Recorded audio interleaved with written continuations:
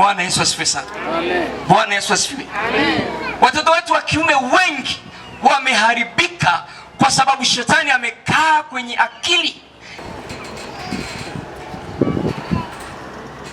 Macho yako yanaona? Haleluya. Au masikio yetu hayasikii? Au macho yetu hayaoni yale ambayo watoto wa kiume yamewasikia?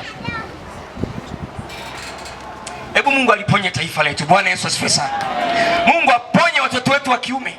Kuna mahali hawasimami kama watoto wa kiume. Nilikuwa Malawi wakati fulani, kuna mama mmoja akaja analia. Anasema, unaona hapa, nimeenda hospitali, moyo wangu umetanuka. Ananipa shida, mtoto wangu wa kiume anataka kuniua. Ikataa katika nchi yetu, tunaikataa kwenye familia zetu. Kwa kweli, kama mtoto wa kiume umemzaa, lisiwe tumbo lako limezaa. Lazima upige pini, useme kama ametoka kwenye tumbo langu. Hakuna shetani kukaa kwenye akili zake. Hakuna mtoto wa kiume wa kwenye tumbo langu anaolewa. Hivi nafikiriaje mama umezaa mtoto miezi 9, amekuhangaisha, kuna mimba zingine tabu, halafu baadaye anavaa sketi afu wa kiume? Unajisikiaje moyoni? Haleluya.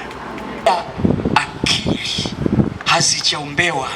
Lazima tuombee akili za watoto wetu wa kiume. Lazima wakati mwingine shika hata kichwa chake, kitamkie maneno, hili boksi, Mungu damu yako, funika hicho kichwa mtoto. Akili zake shetani asije akakaa akaharibu akili zake, kwa sababu akili zikiharibika, mambo ya ajabu yataanza kwa mtoto wa kiume. Maana mtoto wa kiume ameumbiwa akili zimsaidie. Mama, mahali ulipo, nataka tukaombe.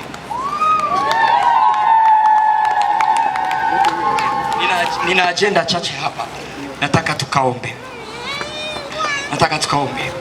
Na hapa tumekusanyika wengi sana. Mungu anasema, nami nikatafuta mtu miongoni mwao atakayetengeneza mahali palipoharibika. Tusimame kwa ajili ya taifa letu kwa dakika chache, tumlilie Bwana kwa ajili ya watoto wa taifa letu wa kiume. Tumwambie Baba, samehe vijana wetu wa kiume. Mambo wanayoendelea nayo sio ya kawaida. Tuililie nchi yetu kwa ajili ya watoto wa kiume. Shetani kukaa kwenye akili zao.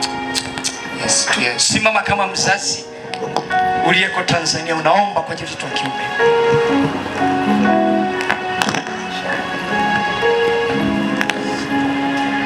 Simama kama mzazi, hili ni taifa lako.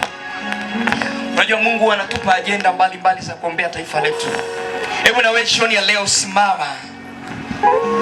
Hata kama mtoto wako yuko sawa, lakini una watoto wa wengine huko wana shida, hebu simama kwa niaba yao.